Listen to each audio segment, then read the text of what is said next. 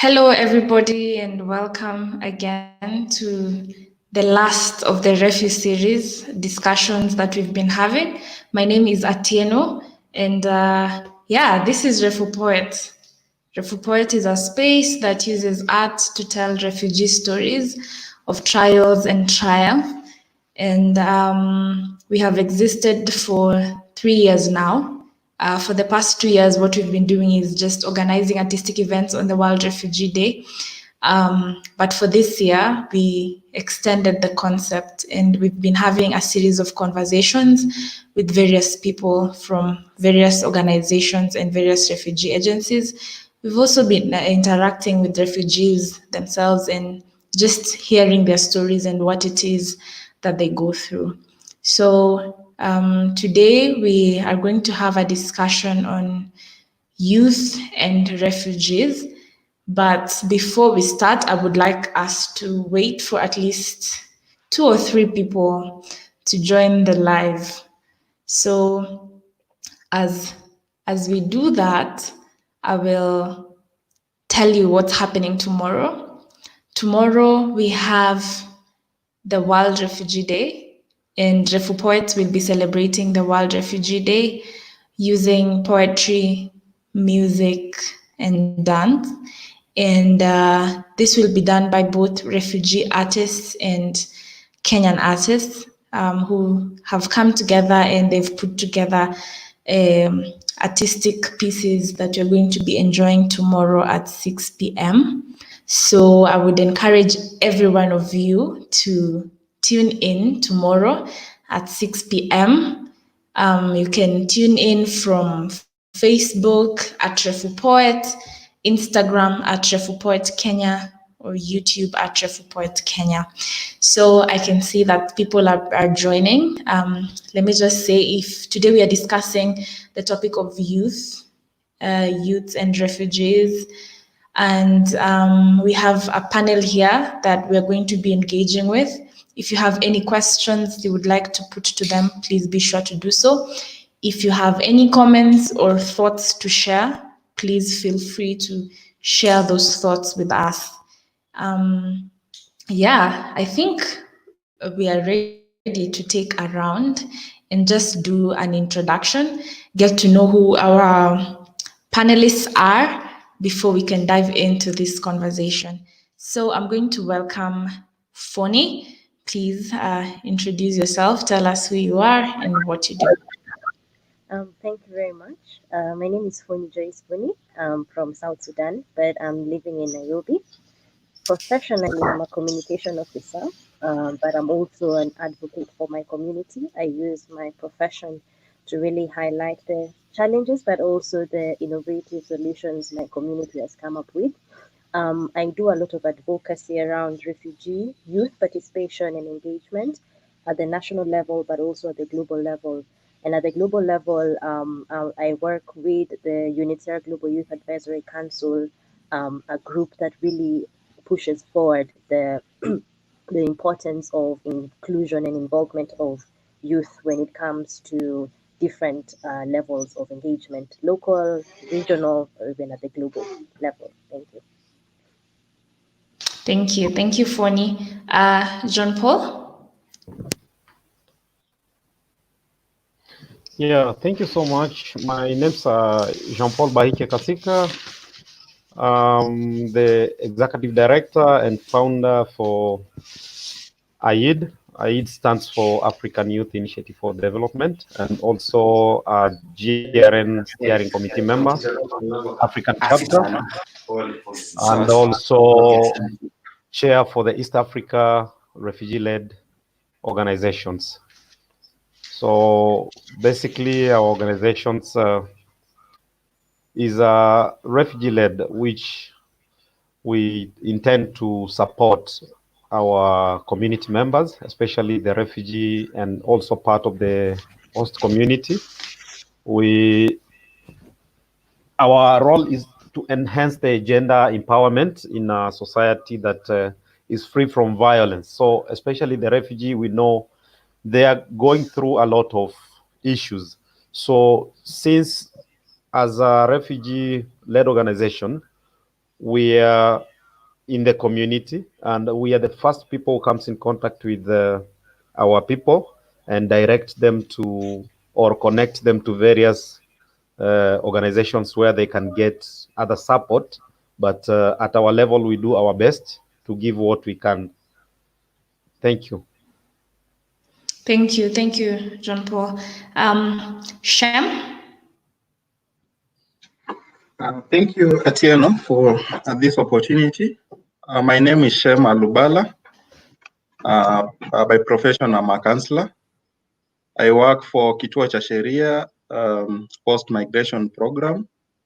Kituo cha Sheria is one of the oldest non-governmental organization, civil rights organization in Kenya. It was established in 1973, and it's been working in the human rights area all these years. We work both with the Kenyan populations, and at the forced migration program, we work with the refugees in the urban areas. So through these engagements, we engage with all populations, and youth really the majority of the population that we work with. So I'm pleased to be in this conversation today. Yeah, thank you. Thank you so much, Shem. Desmond, please introduce yourself. Hi, my name is Desmond Ogubi. I work with REFU-Poet. I'm in the organizing committee for the festival. So I'm glad that I'm here, and I hope that you're going to have an amazing time. And I look forward to learning a lot. Thank you. Yeah, thank you, Desmond. So I would like to start off this conversation, and let me just ask Shem, because Shem, you've mentioned about engaging with the young population as well as the older population. So I would want to ask you, why do you think it's important to involve young people in these kind of discussions? For example, the discussion on refugees. Well, I believe it's important because let's talk about the Kenyan young people. As Kenyans, I think we have a vague understanding of who refugees are and what they are doing. When I have conversations with my friends out there, people don't really know that even refugees exist in Nairobi. When you mention a refugee, they think about the refugee camp that is Kakuma and Dadaab. So it's very important to, just have these conversations, even for the Kenyan young people, so they understand that our brothers who are refugees and sisters who are refugees exist amongst us, even in urban areas, not only in Nairobi, but other urban areas, Mombasa, Kitale, Eldoret, all the towns, you'll find a population of refugees existing there and living alongside Kenyans. So for me, I feel it's very important to have these conversations and also to break the stigma that is there, because from my engagement with young Kenyans, they believe that sometimes they view refugees as privileged. They think these people are given money by UNHCR, so they have money. And this notion even goes to the law enforcers, the police and other people, where you'd find a lot of extortions going on because of lack of understanding that these people who the refugees are and why they're here. So for me it's quite an important conversation that we should have going forward. Thank you so much, Chairman. I think I also want to ask Foni the same question. Why do you think it's important for us to have these discussions among the youth? And why do you think, like what Shem has mentioned, why do you think youth are ignorant of the existence of refugees amongst us? And why do you think there's that stigma that they continue to push against refugees? I think one important reason, we can't judge them first of all, because first of all they don't have any information about it. And I think this goes back to when people are coming into your country and they settle there, but then there's no really good clarification or explanation why these particular people are in this particular country. So I think that's the first thing that people don't understand. Why do we have so many foreigners? Why do we have so many South Sudanese, so many Congolese, in this particular country. I think lack of information is one of the things that make them react that way. The second thing I would also really want to highlight is the fact that integration is non-existent. Why do I say this? Because we have policies that already single out refugees. Kenyan policy basically says it's encampment. So like everyone knows that all refugees are supposed to be in the camp. So imagine someone getting or understanding that refugees are supposed to be in the camp, and then they only know about Kakuma and Dadaab, but then they have no clue about refugees who are living among them in the urban area. So I think it also goes back to, do they actually understand the policies that are in this country when we Kenya saying we have refugees in this particular country? Do they understand why these people came to this particular country?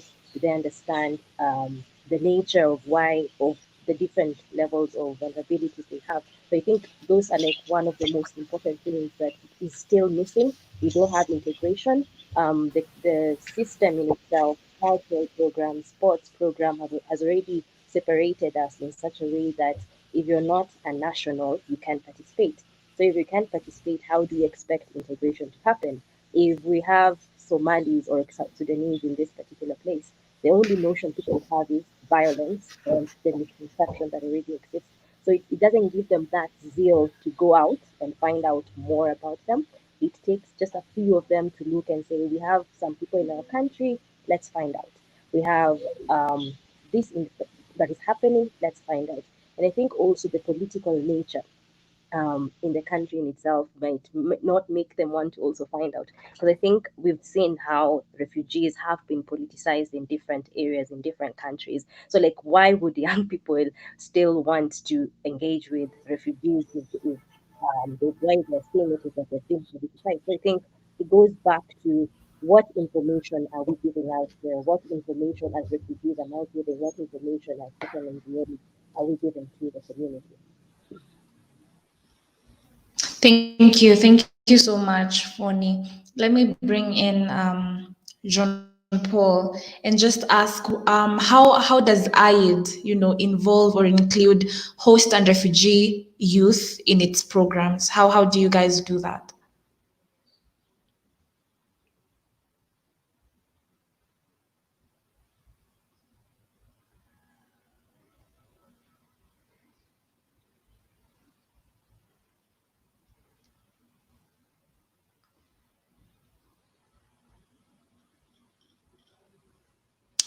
Jean Paul, I think you're muted. Please unmute yourself. Yeah, sorry. Thank you. So I think maybe, as Foni said, some of the youth, Kenyan youth, are not aware totally about the refugees being in urban centers. Most of them, they just have tendency of saying that refugees should be in camp because of that encampment policy.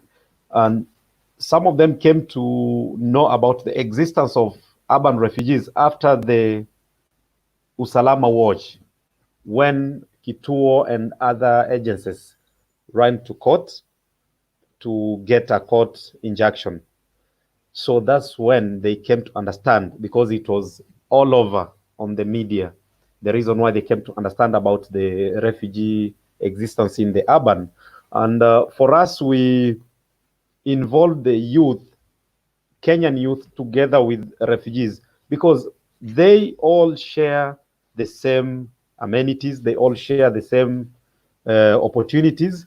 And the reason why we need to integrate them, because in terms of sports, you cannot say this is only meant for refugee or for the host community. It's a good thing if we bring all of them together. It will try to develop a sort of integration.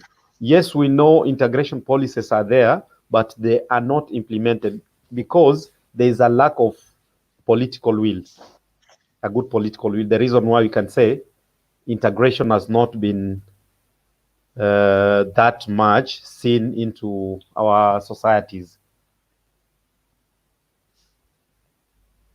Yeah, thank you, John Paul. And I think I want to further that conversation and ask you, Shem, is there a difference between the challenges that young refugees face and the challenges that Kenyan people face? Because young people in Kenya could be like, why should I care about refugees when I myself is going through, various challenges? I am unemployed, or I don't have proper housing, I'm not educated.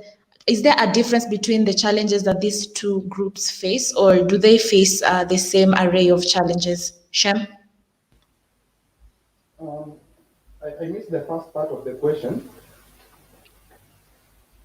So maybe just repeat the first part.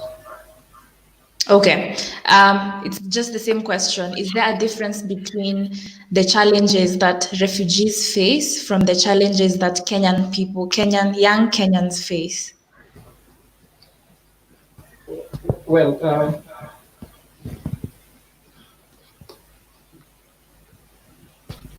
the challenges would be not similar, because already refugees are a vulnerable group. Coming from where they are coming from, from the country of origin, they fled because of various reasons, because of persecution, because of maybe other things that made them, fled to come to the country. And when they come with a lot of burdens. Like some are suffering from psychological issues, separation, and so on. So this already is a challenge in itself. And a Kenyan, you are born here. This is your country. You feel at home. You have relatives around. You have familiar towns. You can move around. You can go to Ushago. A refugee, even if they were born here, and I believe maybe some were born here, most of them, in the youth categories. But you see, they can't go to Ushago. So if we are going to the same school, and I'm talking about in December, I'll go to Ushago, that refugee will think, well, why I don't have an Ushago that I can go to? I don't have like many people that I can easily talk to. So that is just one of the basic challenges that a refugee youth would face, that a Kenyan youth is advantaged.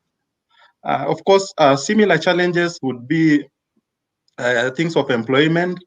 Both of them face this, but you see, a refugee is more disadvantaged in terms of getting job opportunities. One is because of the laws that really deny them the opportunities. Getting a work permit as a refugee is not an easy thing. Let's not even go to the work permit bit. Basic things like just getting employed to do a normal labor job. One thing you'll find, you have a challenge of language communication. You cannot speak Kiswahili. So if I have to employ you as a waiter in town, you'll have a challenge getting this job, even if you have the skills, because you're not able to communicate. So you need to take more time to learn the language, take more time to understand the culture before you start competing with the Kenyans. Another thing that we talked about is the stigma and the notion that people have that the refugees are advantaged, and this really goes to the South Sudanese refugees, whom people really think are well off. They really don't understand the South Sudanese people very well, and mostly in these urban areas. So if a South Sudanese would come to me as an employer seeking for an opportunity, I'll dismiss them because of my ignorance, because maybe I've not really understood their background well. So those are some of the challenges that I can talk about, and of course the cultural blending in the society. So those are some of the challenges that I can talk about. Yeah, thank you. Thank you. Foni, would you like to also say something on the same? Are the differences the same, or are there different challenges? But then at the same time, how do we strengthen collaboration between young Kenyans and young refugees? Thank you very much for that. I think I agree with what Shema said. We have quite a lot of differences, but at the same time, we have challenges that are similar. Between 2015 and 2016, we had Global Youth refugee-led consultations. And this consultation, we worked with young refugees and also the host community to get their perspective when it comes to participation, inclusion, or the challenges they're facing. And funny enough, most of the three-quarter of those challenges were similar. We're talking about recognizing of youth skills, we're talking about engagement, we're talking about participation. The only difference that was quite clear was that when it comes to the protection of a refugee, take for example, we have refugees who've been born in Kenya, but they don't have any birth certificate, so which means they have to register as refugees. You register as a refugee, then you have to live with that identity. You constantly have to renew your document after every 5 or 2 years because it expires. And that's one of the aspects that is different. But at the same time, I think there's that resolve about the power that youth have, and it's quite similar among the refugees and the host community. They felt that they were being dismissed even before they actually spoke because of the stereotyping that young people are very passive, young people are not active, young people cannot do something, because there was a lot of that stereotyping issues to do with trusting the young people.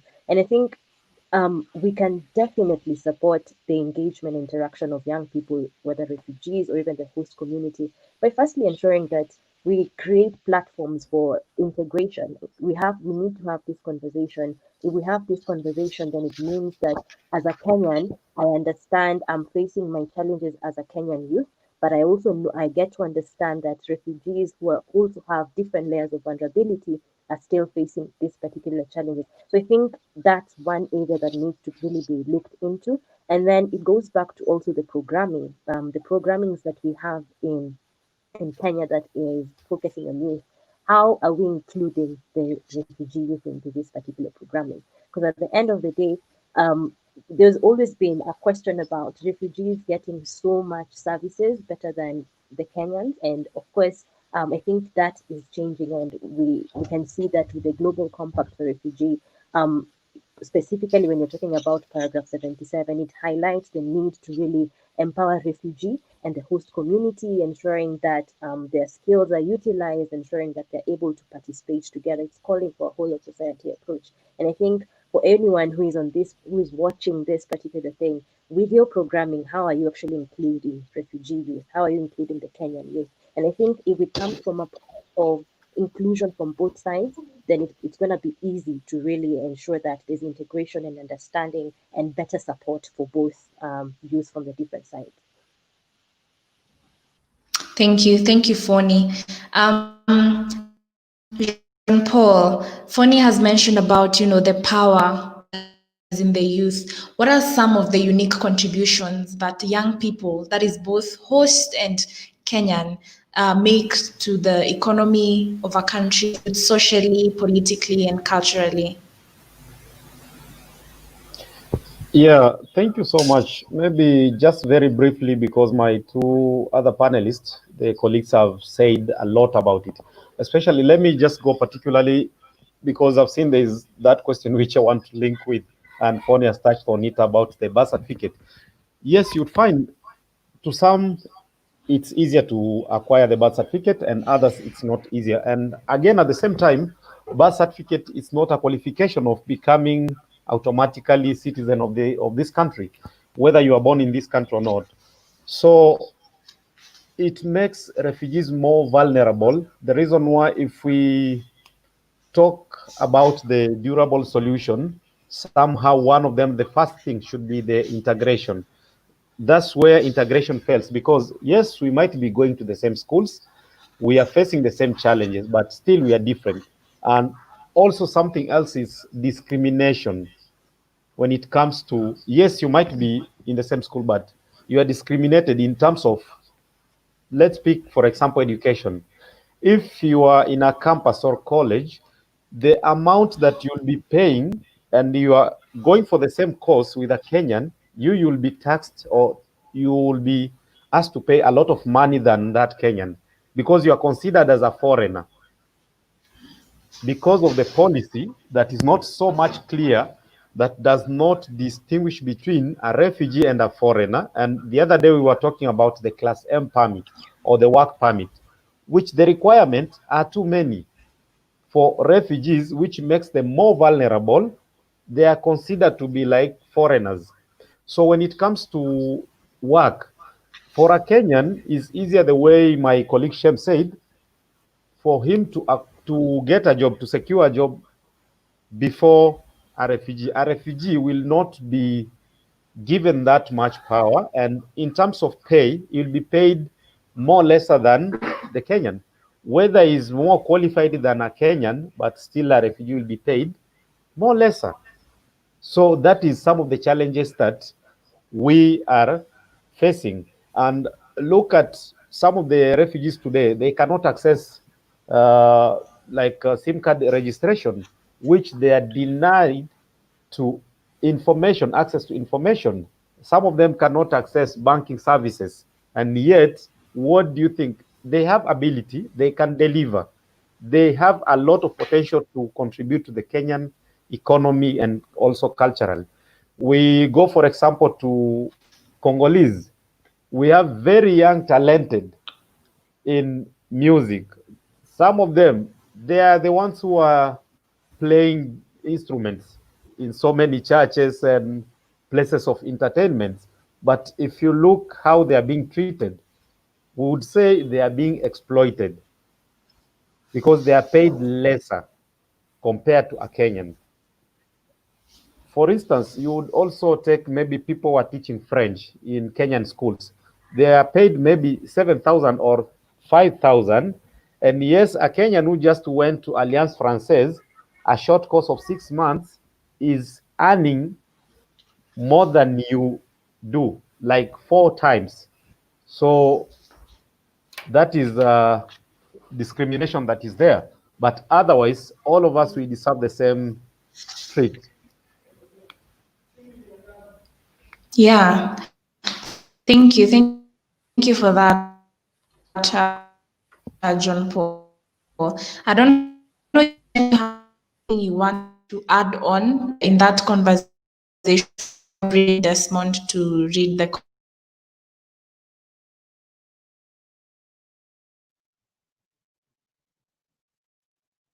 comment.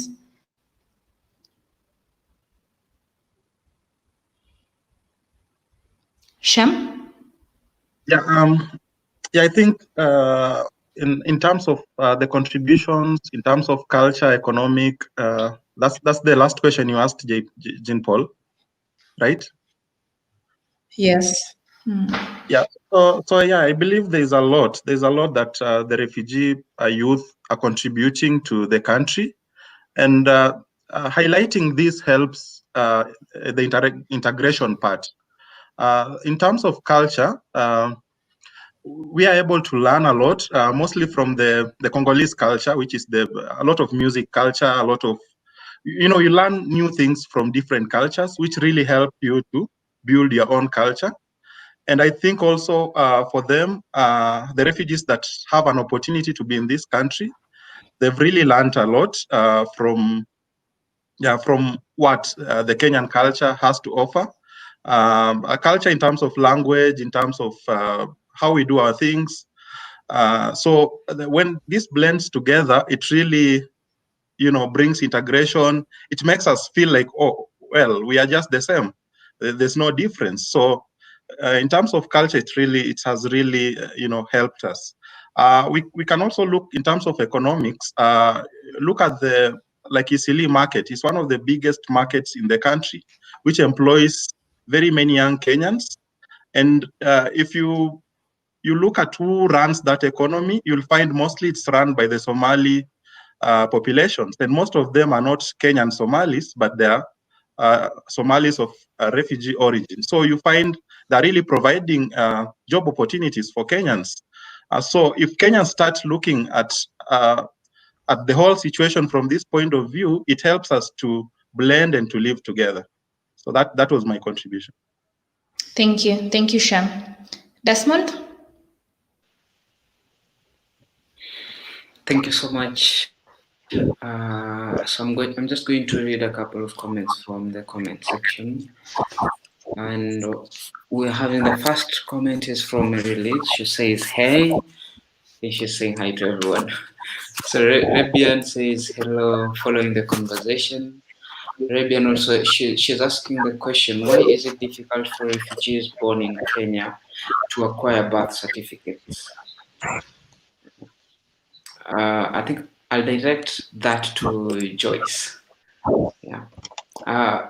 Mary-Liz asks, what is the process like for those that are born in Kenya to acquire residency? I think JP can add something to that, and Shem.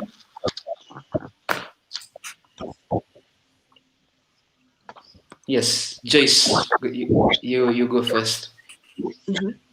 I think I'll share from my personal experience, right? I've been born in Kenya, quite a few years ago, and I think during that particular time, because I was born in Nairobi, I was able to acquire a birth certificate. But then the reality is, for some of the refugees who were born in the camp, or even who are still being born right now, some of them are not able to actually have access to this particular document. As John Paul had said, birth certificate doesn't necessarily give you the nationality, but then at the same time, at least it gives you that a sense of, yes, I was born here. I have this particular document that shows I was born here. I think it goes to the policies that exist, policies that in a way limits the participation of refugees. But then of late, I've seen that some refugees can still apply for this birth certificate and get the birth certificate, because if you have a birth certificate, if you're in class 8, you still need that to actually register to do your exam. You go to university, you still need the birth certificate. So I think it's changing. It's not perfect. And I think it also goes back to information that people have on the ground. Because you'll find that one side of people would understand, yes, you can actually have a birth certificate, but then other people will look at your parents' documentation and they will not give you the birth certificate. So it goes to information that is on the ground. What do people understand about giving refugees birth certificate? Because it's the same thing as the SIM registration. You go to one place and you find that they will accept to take your document, and then the other place they will not. So it goes back to that. What information does the community have? Are we really ensuring that the different service providers understand that refugees can actually own or can have birth certificates? So I think based on my experience, that's what I can basically give as an example. Yeah, before John Paul and Shem come in, let me ask a follow-up question to you, Foni. When a refugee is born in Kenya, do you think they should be recognized as Kenyan instead of giving them a birth certificate that does not necessarily, recognize them as Kenyan citizens? That's a very tricky question, but at the same time, I think it goes back to, take for instance, we have the refugees in that area, right? We have a lot of them who've been born there. First generation, second generation, like the number of refugees who've lived in the camp is so much.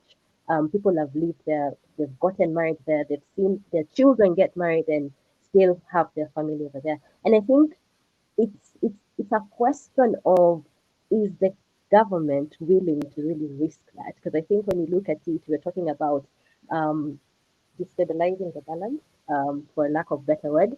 You have all these foreigners who've become integrated and they've become Kenyan, so they have the right to vote, the right to work, the right to work. And I think that's the biggest worry people have. People have the worries that if they become our citizens, then it means that we're giving them power to decide who their leader will be. And people are afraid. That's the ultimate thing. People are afraid.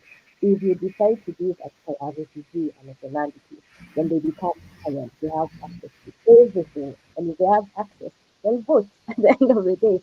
So I think there's one side to it, the political will, but then at the same time, I think it's really, imagine someone living in your country for over 30 years and they have no prospect of going home to their country. They have no prospect of getting resettled and they can't be integrated.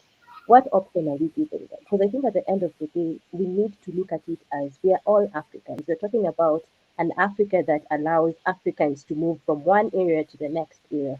Why can't we accord each other that same respect? Why do we always want to look forward to let's look up to the West. The West will come up with a solution and get refugees out of this country. Let's look up at different things. So I think it's very complex. It's not something that is easily acceptable. But at the same time, if we're saying we can't integrate them fully,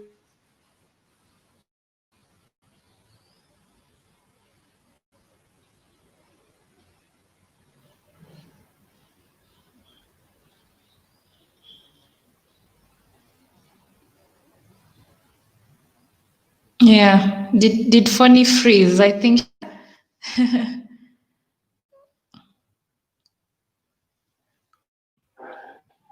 Okay. we have lost her. Okay, Desmond, you can continue. Yeah. Okay. So just a random question. I'm a Kenyan. Of course, I've never met a refugee because if you remember very well when we started the conversation on REFU-Poet, the main reason why people had a lot of stereotypes towards refugees was because they had never put a face on who a refugee is, apart from the media portrayal of who a refugee is, because that's the only interaction they have had with them, and most of them, it doesn't always seem to be the best side of refugees, the narrative out there. So I'm like, yes, of course. As far as I stand right now, I know who our refugees are. I know how amazing people they are. I've interacted with a lot of them. But then there are so many Kenyans. That's just me. There are so many. I'm sure there are so many Kenyans who have never really interacted with these people. I'm like, how? What's the plan that most of the organizations that are trying to create integration, what plan do they really have that when it comes to the mainstreaming of the issues of refugees? Because I believe when people really get to meet, when I met someone like Fonny, and then I realized how like smart she is, how an amazing person she is. I started having a different view towards people that they tell me are here to steal whatever we have, you know. So how are we planning to mainstream the whole issue? What is the plan on the individual organizations that they're coming up with that are actually going to help change the narrative that is out here, all these stereotypes? Yeah, I think John Paul, you can start and then we can go to Shem.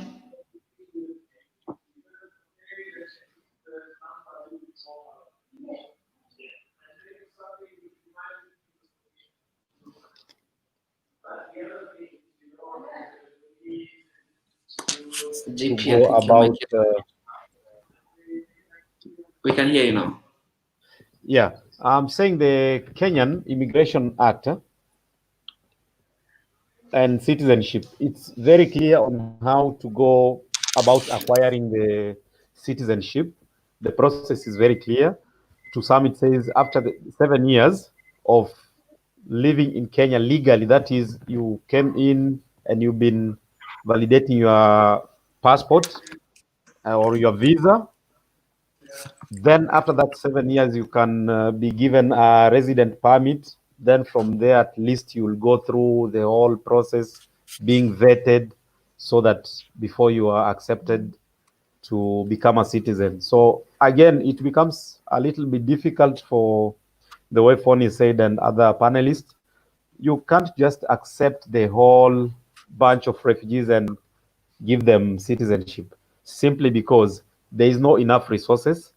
First and foremost, there'll always be conflict of interest because even the social amenities that we share, the small facilities, are not enough. So the reason why it's also difficult to just integrate everyone and become a citizen of this country. So the only thing they can do maybe to integrate and give them a resident permit, the way Fonny highlighted. Like, yes, I might be in this country. We have people who've been in this country for more than 30 years as refugees. And up to this minute, they have never been given any formal of documentation to say that yes, they are resident of this country, or recognition, a sort of. So they are still left out, and they do not have any hope of maybe returning back to their country of origin soon or getting resettlement. So they become hopeless. So therefore, it is still another major challenge even for them. So the other issue which makes them more vulnerable for these people, as we said earlier, they can't access many of the government services due to the lack of proper documentation, so which is not integrated into the Kenyan system. So whenever you go, you are still stuck, you'll be left out. So we believe maybe with the new bill that is to be passed, at least they have touched on the integration, because in the current act, they have not talked so much about integration. But with the new bill that the new proposed refugee bill 2019, I think it has captured that integration. Maybe it will bring more light and sensitize the host community and also the refugee community on how they can live together. Maybe it will bring some more sanity into it. Yeah, thank you, Jean Paul. I believe Jean Paul was answering the question of what is the process like for those that are born in Kenya to acquire residency. And so let me bring in Shem. And Shem, Desmond has raised a really good question on, if Refu Poet had not brought to, the young people the faces of refugees, would still be having the stereotypes, would still think that refugees are here to take our opportunities. If art was not the connecting factor between the Kenyans and the host communities right here in Nairobi, we would still have that bad attitude towards refugees. What is Kituo cha Sheria currently doing to just ensure that there's no that gap, that, young Kenyans are made aware of the existence of refugees amongst their midst? Yeah, so that's a very good question. So at Kituo cha Sheria, we are trying to do a lot of integration programs where in any activity that we do, we try to bring in the host community at a ratio of around 30 to 70%. And this has been very successful. I can quote a number of times. We had a group of young refugees from the Great Lake regions coming from Huruma areas, and they had a group coming. The group was just to talk about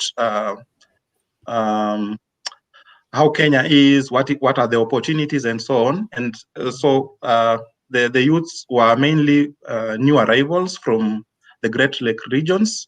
And we thought for them to learn better and also for Kenyans to learn from them is to bring these people together.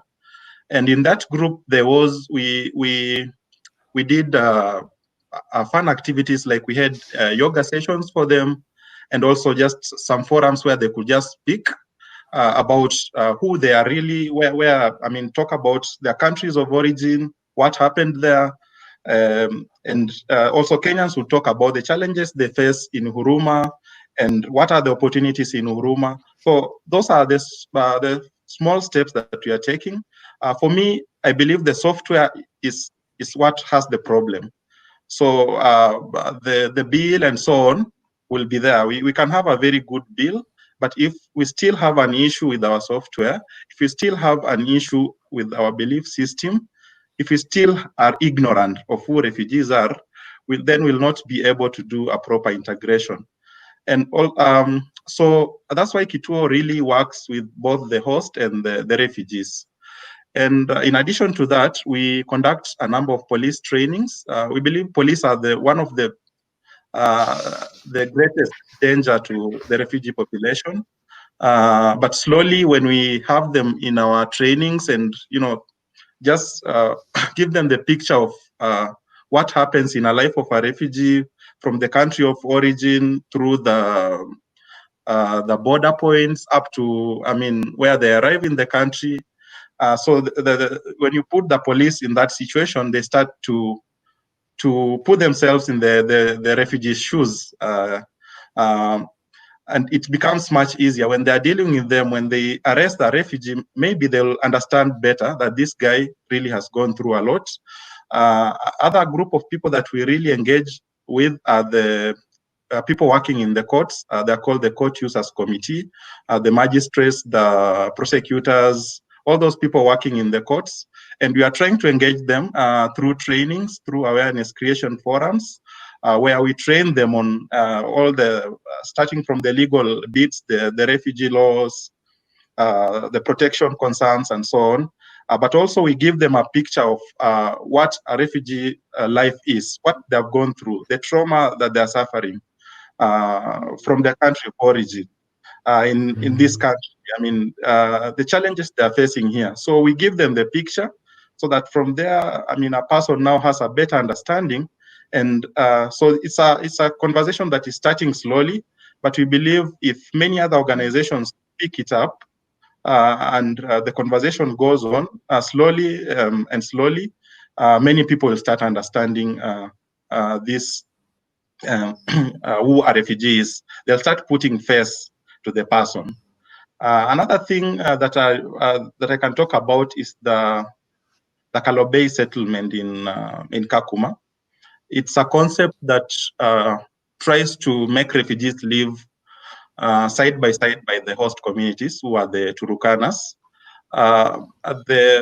The creation of it and everything about it was very good, but I think the thing that was missed was the software, because I've been there and I've not seen the real integration happening in Kalobey, because if you look at what informed the Kalobey settlement was to start trying to do the integration bit, allowing the refugees also to own land in Turkana County, to farm, to be able to own shops, to be able to, to feel like they're able to produce, to come up with something that they can feed their children instead of being given all the times.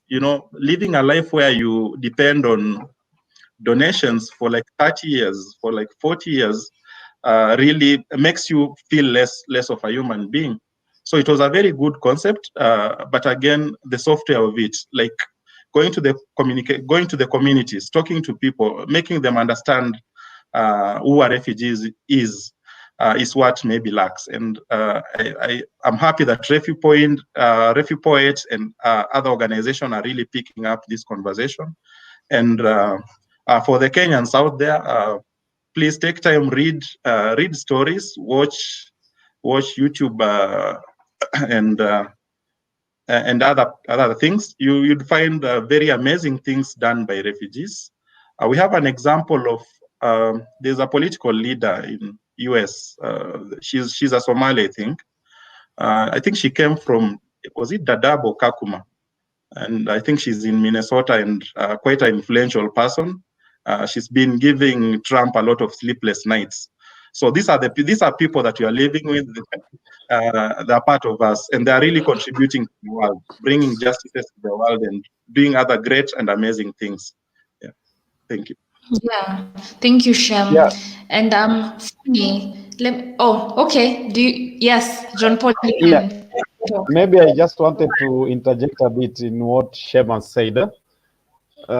For real, it's good to recognize the fact that we have Kituo cha Sheria, especially the forced migration program, and also for the other programs which are at our head offices. And for being in Kituo, you feel like you're at home and you are part of family. So there's no that kind of discrimination like in any other places where I've been or worked before, like you are being discriminated because of your status, but here you are one family. And I can assure you, the moment someone maybe stuck to get a birth certificate and they run to Kituo, immediately we do for them a lot. Sometimes we go beyond and do an affidavit, to swear an affidavit for them so that they can prove this is the real identification of this particular individual. And we go to an extent even doing referrals to the schools where refugees perhaps are being chased out. So we go and intervene. The reason why we are saying about the birth certificate, because in Kituo, we've been, during the trainings, the people that we are training, they are being drawn even from the children's offices, so that at least they get to understand who the refugees are, first and foremost, so that they don't have that mindset up of saying we cannot issue them with a birth certificate and yet they were born in Kenya. They deserve that because they fear a lot Kituo cha Sheria. If not, Kituo would move to court and say they have right. They were born in Kenya. They have right to birth certificate. So the reason why at least we are seeing there is a lot of cooperation, especially from the children's offices and also to the birth registration. So there've been a lot of cooperations. Yeah, thank you. Thank you, JP, for that. So there's a question that I wanted to ask Phony, but I think I'll hold on to it just a little bit because I've seen a question by Biuba Merili asking, are there efforts put by the host country, in this case Kenya, to facilitate a reunion with family in case a refugee has desires to do that? And I know, Phony, you desire one day to go back home. So I feel like you're at a very good position to tell us about this. think when we talk about the refugee situation, we normally talk about three durable solutions. We have resettlement, we have integration, and then we have voluntary repatriation. And I think Kenya, together with UNHCR and the different countries, most of the time they have something called the tripartite agreement that allows a refugee who wants to go home to actually go home, and it has to be voluntarily. Because I think it's very important to also keep in mind that I might really want to go home, but then the situation in my country is not, it's not yet good, it's not safe. And we also have to understand that there are different people who fled their country because of different reasons. So when someone says they actually want to go home, they decide that they want to go home because they want the power of a sense of belonging to have it back.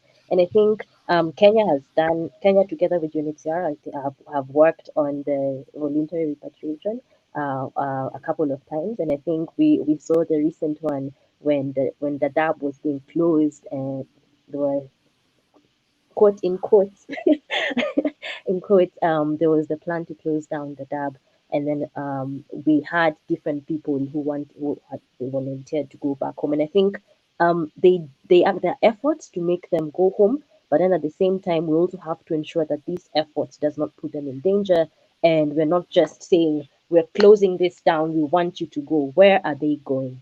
Honestly, if you're talking about a place that is still fighting and you want to start that effort of taking them back, where are we taking them back to? Because the same cycle will happen. And I think anyone who's been displaced, any person who's been displaced, internally displaced, refugee, stateless people, you always want to go home. Because home is where you feel like east or west, home is the best. You feel you belong, you feel you can do so much things. But then if it's not wise to go, you will not go. So I think that those efforts, but then these efforts also have to be really looked at quite appropriately. Yeah. Yeah. So let me ask you the question that I had wanted to ask, and it's you're involved in a lot of advocacy to restore the image and reputation of refugees, even amongst refugees. What are those specific programs that you're currently involved in to help you achieve I think first of all, it's very important for us as refugees is to really look at our situation and feel it sometimes it's not working, but then there are days it will work. As a young woman, I feel it's really important that I have a one-on-one conversation with my fellow young women and tell them your situation does not define you. That's number one. You might not have opportunities, but we can try and explore together. I know there are things I know, I've seen that are working, the things you know. Why not sit down and have this conversation and get the power back? Because I think that's one thing that when people rely on aid, the power is taken away from them. So when the power is taken away from them, you feel very hopeless. You can't do anything. You just have to constantly depend on others, just as Jane and Shem have said. So I think for me, it's really important that when I have an opportunity to engage with other young men, other young women, we try and explore, what skills do you have? What can you do? And I think that's one thing that we share in common.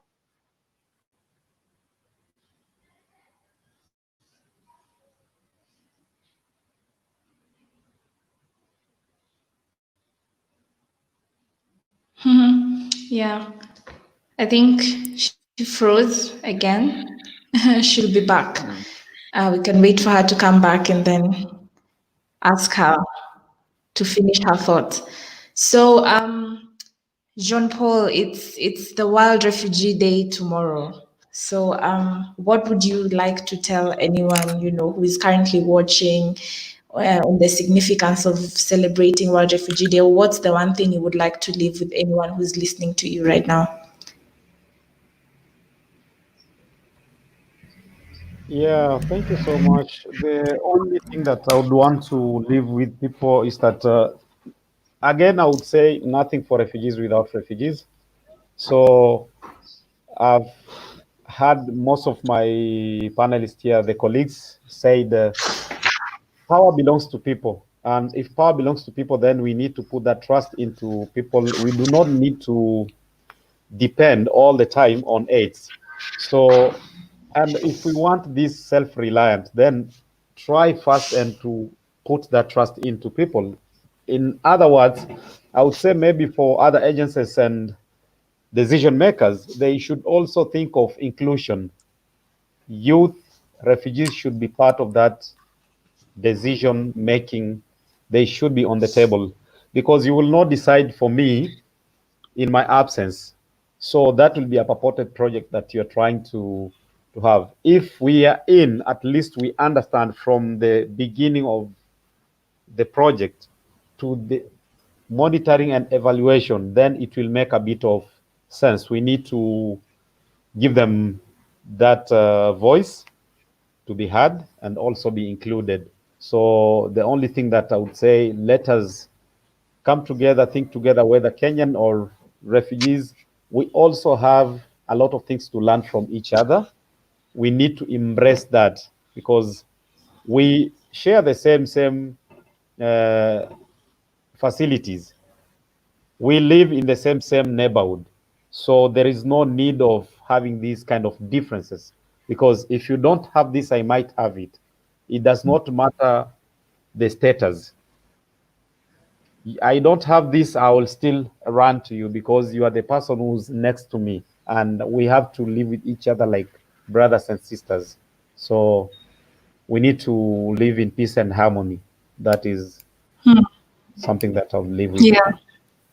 Yeah, thank you, John Paul. So before I bring back Joyce and ask her to finish the thought she had, let me also ask the same question to Shem. Shem, what is, now that we're marking the World Refugee Day tomorrow, what is the one thing you're happy about, has Kenya done, the one thing that Kenya has done that you're happy about, and what is one other thing that you think Kenya should improve on as regards refugee matters?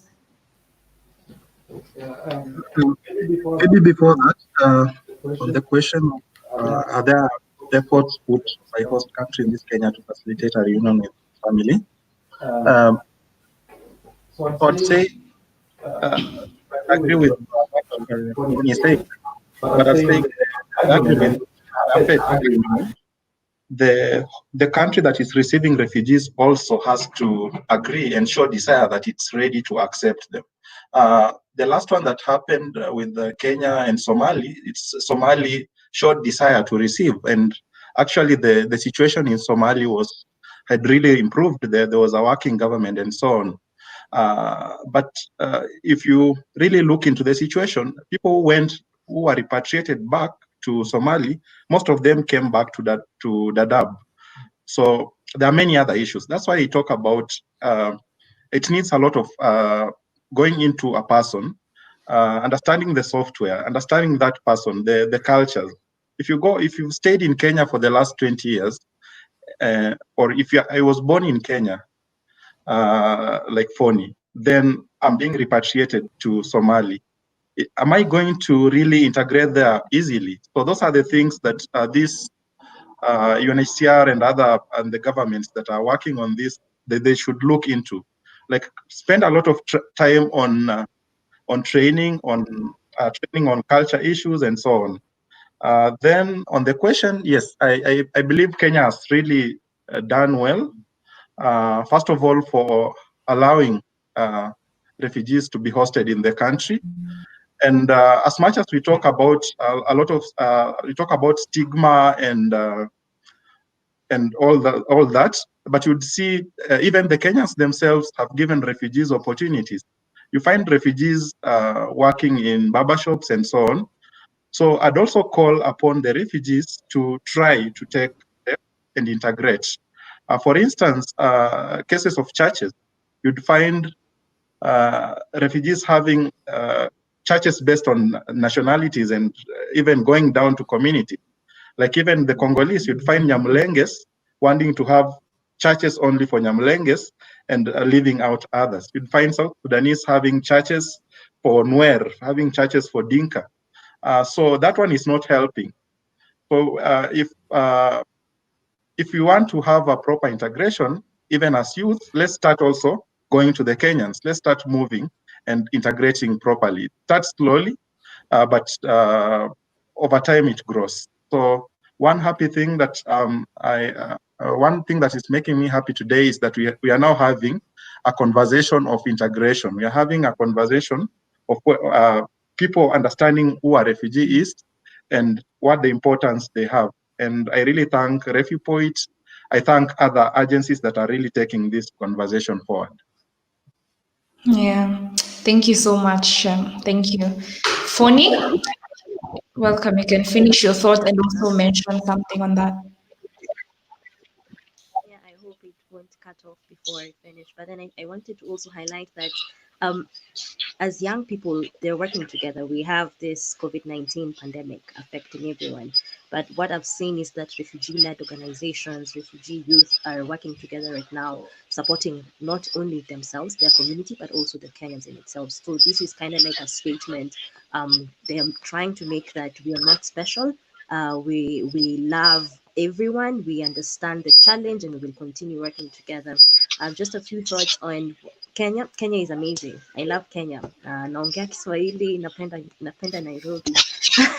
And Kenya has done a lot of good things. It's really supported us. I think it's good to appreciate and say the good things they're doing, really amazing things. As much as there are challenges, they're still doing a lot of good things. And I totally agree with what Shem said. As much as we are highlighting the challenges from discrimination, integration, and all that, it's still the same thing that we also have to do as refugees. And I think that's what I end up doing every single day, trying to ensure that as refugees, we don't bring the conflicts that chased us out of our country to this particular place, but really understand each other and work with each other. Because I think that's how we make Africa great. We need to make Africa great. We don't want to keep on depending on aid. We have a lot of resources that we need to appreciate each other. We need to take up leadership positions as youth. And the only way we can do that is if we don't look at I'm a Kenyan, I'm a refugee, I'm a South Sudanese, I'm a what, but really looking at how can we as young people take this country take the continent to a better place. And I think that's what we're committed to do. We're committed to share our experience, committed to share our expertise, and at the same time committed to make our countries better, not only in the host community, but also in preparation for going back home. Yeah, thank you. Yeah, thank you so much, Phony, for that. I don't know, Desmond, do you have any parting shots tomorrow, being the World Refugee Day? Anything you would like to leave with our audience, considering that this is also our last episode on the REFU series as well? Uh, I think personally, I'm just happy that we took this on. I have honestly learned a lot. The last few weeks have been really engaging, and I've been really interacting with amazing people, from the production side to the live conversations, and we have been having like an amazing team of people who have come through in whatever capacity that we asked of them. Amazing partners who also came through through all the challenges that you have been able to face. They have been here, and the production that we are bringing, like that is coming out tomorrow, is being showcased tomorrow. I think I'm just so excited to see exactly what we have been working on, and I feel like no one should actually miss out. Let's continue amplifying these voices. Let's continue providing more platforms for people to express, tell their stories, and it's just I feel like it's through people really understanding where others come from that we can be able to find real healing and meaning of life, and we can be able to embrace each other. And by the way, tomorrow we are having a conversation at around 3 p.m. Kenyan time before the World Refugee Day, and we're having a team of refugees from Ghana, Sierra Leone, Rwanda, and then Kenya, who reside in Kenya. And it's also a good opportunity for us to just see the different dynamics from and that will be practically a Pan-African refugee conversation. And I'm also excited to see the differences that these people are able to face in whatever country they are in, if there are similarities, any differences, and just get to learn more, because it's for me, this is just a learning journey, and that's the most exciting part about it. Yes, Atieno. Thank you, Desmond. Let me just read a comment from Millicent, and she says, "Thank you for the wonderful discussion. It's important that we integrate refugee youth and empower them to contribute to society and work towards their dreams, just like we do for Kenyan youth." Yeah, and I think also for me, one thing that I've learned throughout this is it's just important to integrate refugees in every single thing we're doing. We don't need laws that bring up a separation between a Kenyan and a refugee. There's need that even when we are trying to solve refugee issues, we involve the refugees themselves. And I'm glad that in here we have John Paul, we have Joyce, who can give us firsthand experience and information on that particular matter. So I would like to thank you so much. Phony, Shem, John Paul, Desmond, thank you so much for making time to, come and have discussions with us. I really hope that you had a great time. I hope that you learned one or two things from each other. I would like to thank everyone who has tuned in today, everyone who has tuned in from the first day that we started having these conversations and you've been together with us. Thank you so much for your support. And remember, all these conversations were to culminate to the event that we're having tomorrow at 6 p.m. So please tell your friend to tell your friend to tell his friend and her friend and her friend, so that we may join in and just celebrate. Refugees are beautiful people. I have interacted with them myself. They're very talented. And tomorrow we are going to be showcasing some of that, because our aim is to change that attitude and bring their image and reputation back, give their power back to their hands, just like Foni said. So from me, I'm really thankful that we were able to do this. And to John Paul, Shem, and Foni, I hope we can do more of this even after the World Refugee Day happening tomorrow. So before I close, you can visit UNHCR's website or their social media platform. There's something that they have going on, so you can also go check it out. But from me, it's thank you so much and goodbye. Bye-bye. Goodbye. I'm hoping to see more collaborations between refugees and Kenyans. And those who want to sideline themselves by having their own churches, we discourage that. We need to work together. Yes. Yes. Sure. Yeah, absolutely. Yes. Bye. Bye. Thank you. Bye.